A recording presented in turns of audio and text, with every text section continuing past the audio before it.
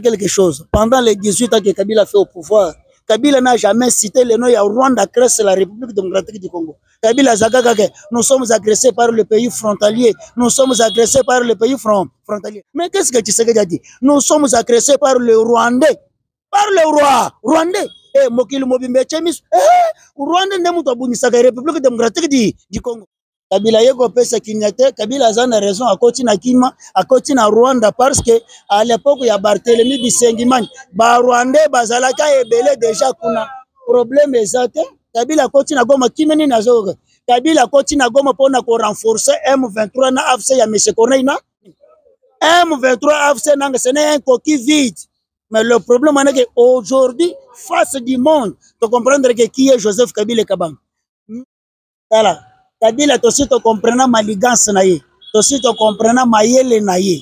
Le problème c'est que Kabila kindo kinaye edimina kwa na posa. Rwanda ya Paul Kagame derrière Kabila. Yasika eye Mwana Congo bien si a Max Yelibiso solution pour nabo kasi ya papa ozo souffrir na hémorroïdes, constipation, éjaculation précoce, insuffisance ou impuissance sexuelle. Bien si a Max, c'est la solution à tous vos problèmes. Un produit traitant mais non stimulant, renforcement de la puissance pour maman Sepela. Un produit 100% naturel conçu à la base des plantes en provenance de l'Indonésie. Pour tout commande en ligne, appelez-nous au plus 243 82 68 75 925 plus 243 99 86 56 401. Bien Siamax, la solution à tous nos problèmes. Alors, passez vos commandes. Pote na bino bandeko ya chaîne na biso Super Analyse Info. Topesi bino matondo mingi na yebi ke boze ebele na momo bozolanda biso. Na tongo na lelo tozana moto moko je pense que boyebi e bomesani na makasi oyo tozosala na ye interview oyo. Tokozwa ta mingi te mais tozali kolobela makambo ezali tellement sérieux oyo etali makambo mboka na biso Congo RDC. Sans plus tarder na kopasser na kotelema devant invité na biso. Boni ndeko na biso. Kimia ndeko nangai journaliste molobeli ya Congo.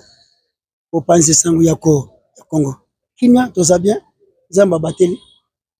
Oko tala Congo na biso ndengeza kokende.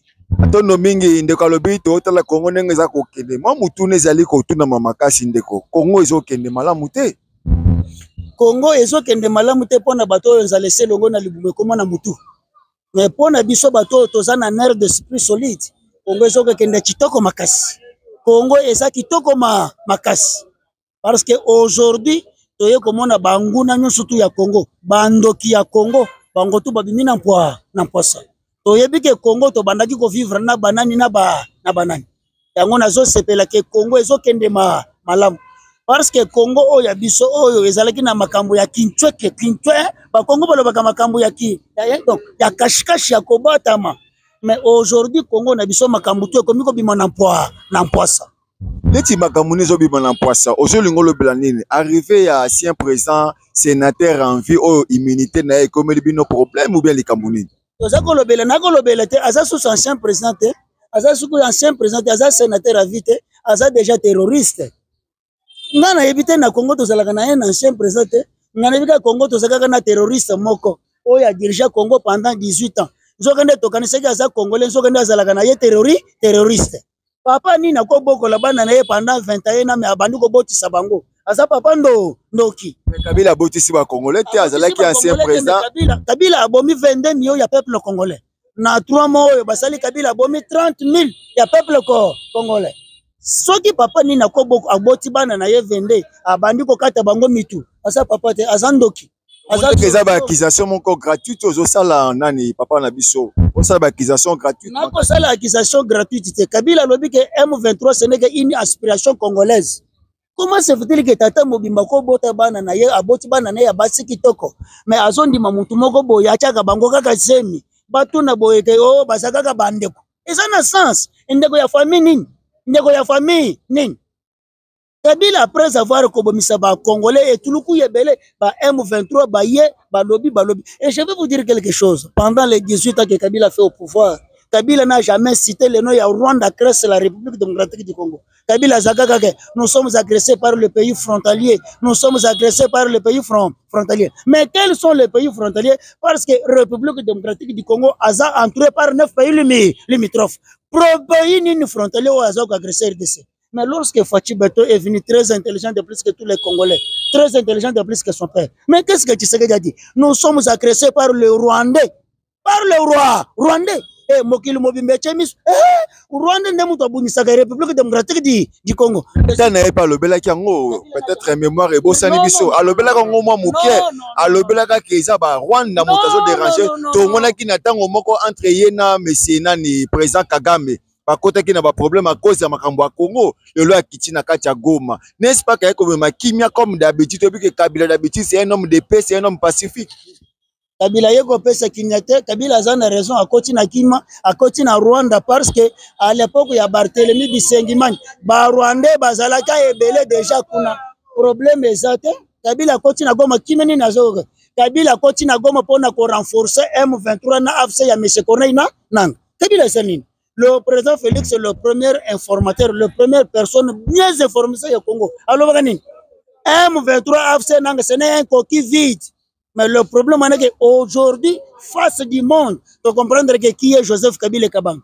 Nalaou tu kolanda mais c'est Jacquemain Nani Emmanuel Chadari a tweeté et logo mo na contexte moko alobi ke mutu na mutu azana position na ye. Mais quelle a été la position de Kabila na Goma?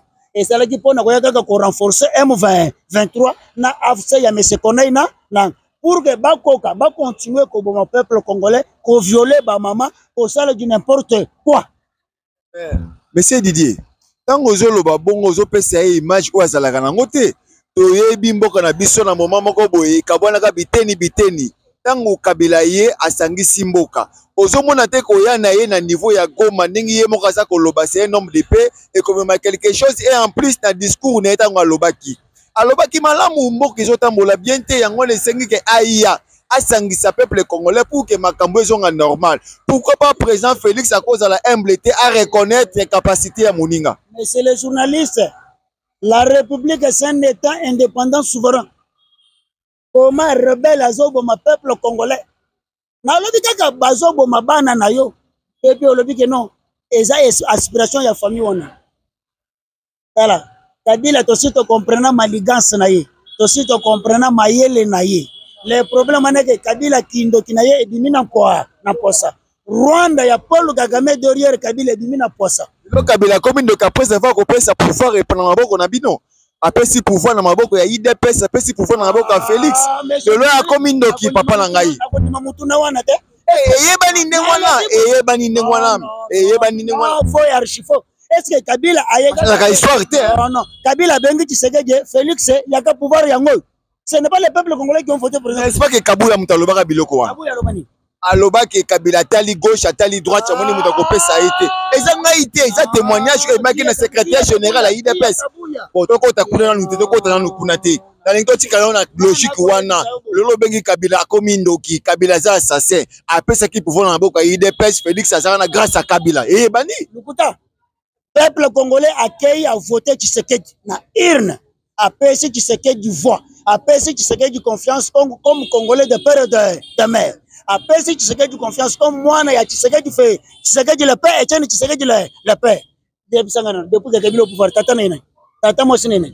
Noko na tata na musée, maman ne maman sifa de connaît ba yebani Janet Azali, Joazali, ba tebele bazali. Les journalistes oyebi Kabila bien te. Muntu ayebi Kabila c'est monsieur Alain Atundu.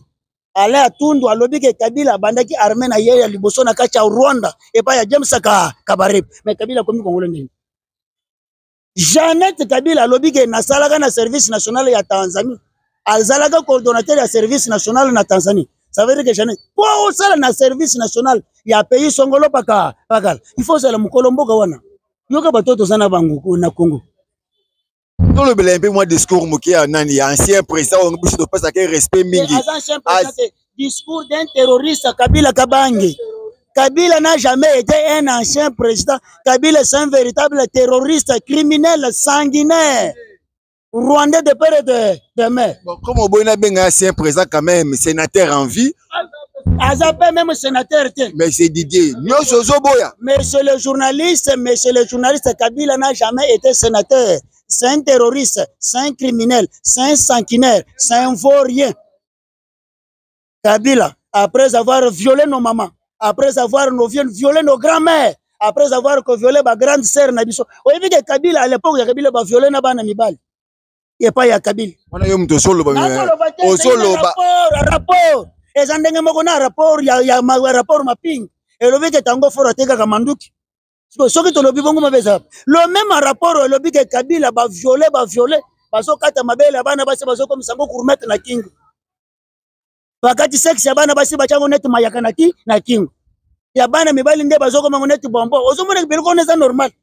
Na régime kaka ya Kabila. Et oh lelo zo ibsanga que un sénateur avec qui est un sénateur de la vie.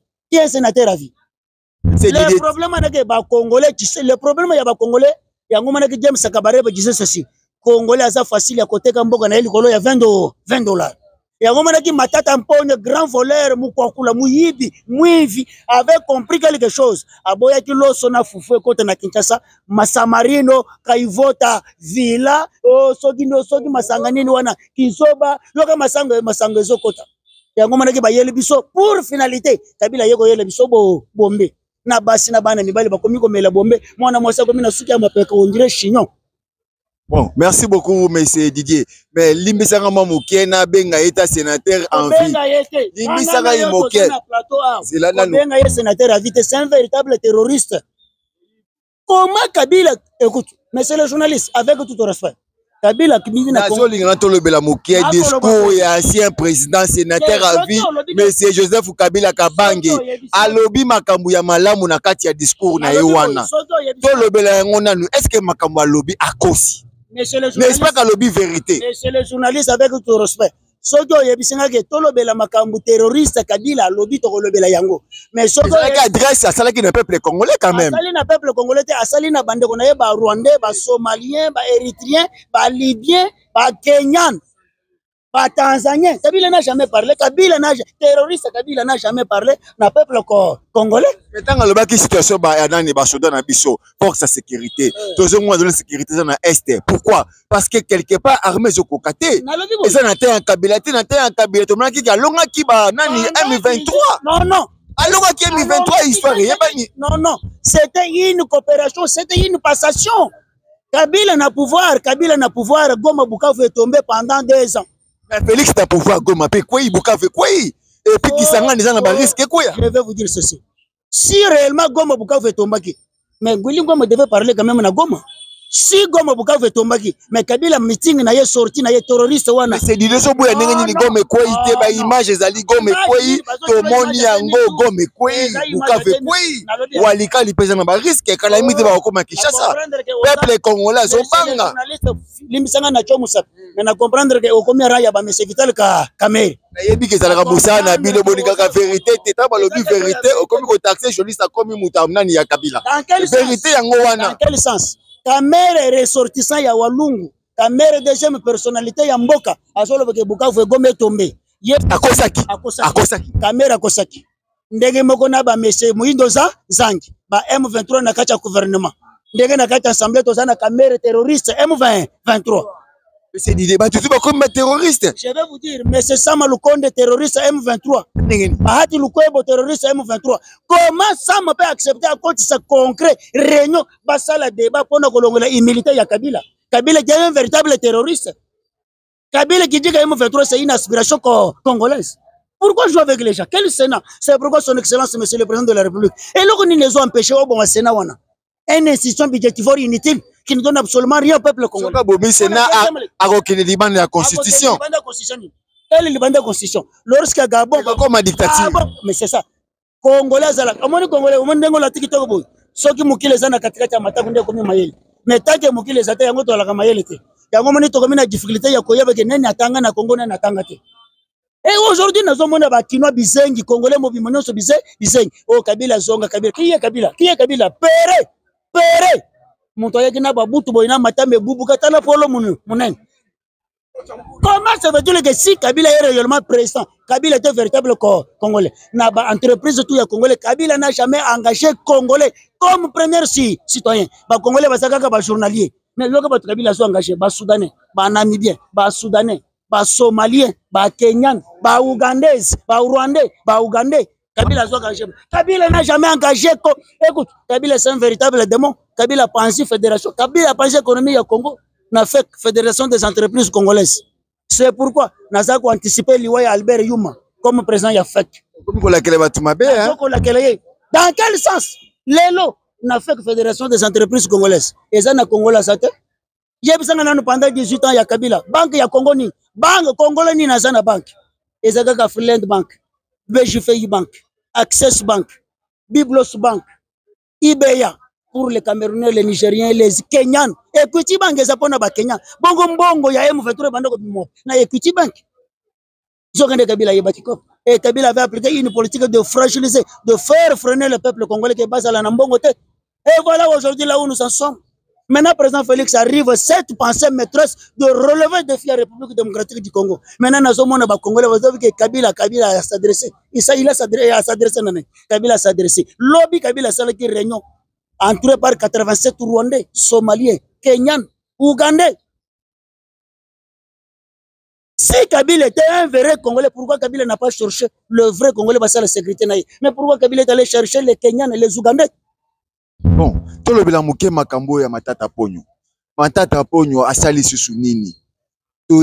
Pour le moment, Aza député. Est-ce que procédure au cours constitutionnel à Kendeli na yango, ya kolongo la immunité na ye, et ça d'une manière constitutionnelle? Pourquoi basali yango? Bozo monante que ça kaka ba acharnement, bobanaki na Kabila, botiki Kabila, Matata Ponyo, botiki Matata Ponyo bokena muto intel après tout. Pourquoi si ça batu nyonso papa na ngai? Fachi Béton très intelligent, de plus que son père. Très intelligent de plus que tous les Congolais. A flatté bango. Avec que Nazana temps, il y a finir dans le passé.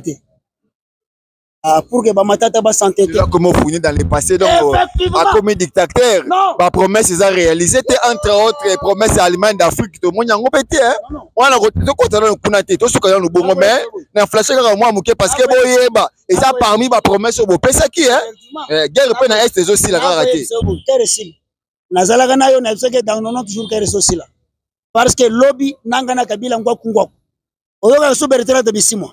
Mais nazo songa na makambo ya Matata Ponyo. Muyibi. Peuple congolais, Bisika Bosa, Bukavu, Goma, Manyema, Kindu, Katanga, Luila, Djilolo, Kipush, Lede Kasai, Ba Congo, Bandung, Équateur. Matata Ponyo a Ibimbongo na biso avec le 10 projet Oya Yakanango na primature. Matata nous a volé 5 milliards 690 millions 410 000 dollars américains. Je répète encore. 5 milliards 690 millions 410 000 dollars américains. Mais dans un premier temps, tu as un projet à Bukangalos. Dans la réalisation, Matata Ponyo Muyibi. C'est là, le condamnation na délai auto pesake ya 8 jours aussi. Dès qu'il est 0 heure, tozo lukisa yendenge tonga ekoyaki na zelo et ya kozoma. Bakosi biso ya kei Belgique, zokanda kei Belgique te mutoza na lutende la komi ko bata. C'était une aventure makambo cour cela qui véridique on a qui aventure. Fallait pas condamner, bo tika libre. Fachibe que dit l'article 151 de la Constitution. Ndeye kwangisika mere munoko. Kamere Azab, professeur, c'est un docteur na droit économique. Et quelle économie? Économie agricole. Kamere n'a pas une maîtrise sur le droit public. Matata a été jugé dans quelle procédure? C'est une droit public interne. Et Matata s'est présenté devant quel juge? C'est la dernière instance de la République. Et Matata avec quel dossier? Lorsque Matata avait commis une infraction comme mineur, à 2 jours, à commis majeur. Bakosa mbese na grande instance ke bakosa mbese ka na tribunal ya ba mineur. Matata a commis l'infraction comme quand il était premier ministre. Tozo Sambousaye, Tozo Sambousa. Kamere voulait faire quand même copo pour abattre la Bamiyibi, association de voleurs, association de malfaiteurs, na babahatu lukwebo, na ba monsieur Vital Kame. Comment ça veut dire que Nambogo ya sentir na langage na acharnement est trop. Ça ko s'acharner sur une. Lorsque muto sali buzo ba wana c'est l'acharnement. Lorsque tozo kanga monsieur Nicolas Kazabi wana c'est acharnement te. Lorsque tu gagnes, mais c'est jamais. La casa dit, aza libre, aza qu'on se promener parce que aza mon quoi ya IDPS, ça va besoin de tikaye. Au moins que comme injustice quelque part et comme injustice à 2 poids 2 mesures. Sincérité, exacté. Tu gagnes qui chamar kakabune saraka charnement. Abimi botiki. Après avoir purgé peine naie, il a purgé quand même. Mais Matata Polo doit purger, doit rembourser l'argent de la République démocratique du Congo. Par là, tu vois que Constant Moutamba. Chorné Kozalandine. Parce que moi, je Constant Moutamba pas yibi. C'est le journaliste. Boko Kangaïbe, Boko Tikaye. Boko protéger parce que ça bras droit à Fatou bien Boko Tika Zalabongo. Vous soulevez pour me dire capitale est très intelligente. Je vais vous dire ceci. La première des choses, il y a une contradiction à procès à Mata, il y a M. Constant Moutamba. Babandaki na 39 millions. Balongo na 39 millions, bakomi 29 millions. Balongo na 29 millions, bakomi na 9 millions. Finalement, on va retenir quoi? Monika za mutuna bino bozo luka bo justifier. Bo pesa e manzela muke. Monsieur le journaliste. Matata po no boke na ngombango. Constant Moutamba yibi e monani bozo linga ko pesa nzela te. Ankolima mukokula. Muivi, muyibi, mwena muchum. Monsieur Vital Kamer. Procès ya Matata Mpono pour l'ongole militaire, il a créé dilatoire ya manœuvre. Mais pour Moutamba, a précipité un gomba, man. Yoga lobi nenga bimindoki. Ya kanisi ya kangi micro. Alobi ke Moutamba continue pour na biso togo lembu togo akobika te togo sambusa ye. Akosambusa ni. Moutamba sale bangoni. Mais tu ga yibi fa samba? Ayibi ni. Togo on va retenir quoi? 39 millions, 29 millions, 9 millions. On va retenir quoi? Et je vais te dire ceci. Dans la philosophie administration juridique, le problème administratif, on a justice. Parce que c'était une réalité administrative. Mais comment et normalement, Cour de cassation n'a pas droit de convoquer M. Constant Mouta. C'est pourquoi firmer faute un criminel intellectuel, un désordonné intellectuel. Moto facha nomaki facha pourquoi nomaki wana tanga remarquer le mabe il faut ça la musala na ye yeba ka firmer faute dans un dossier moko ya lopango sombaka ya Belgique ya 999 dinio comme ça d'euros na mbongo les problèmes ya Moutamba bezani il faut bazo ça la contrôle ya ba parquet nyonso depuis 18 ans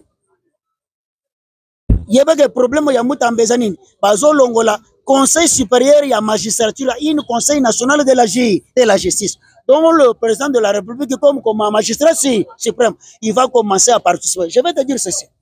La justice a semblé chef de l'État. Dans ce pays, le magistrat se croyait comme des robots, comme des éternels. Basali mutoyi bimbongo ya l'État congolais. Ba coopérer na magistrat. Asalika que des semaines na prison batiki.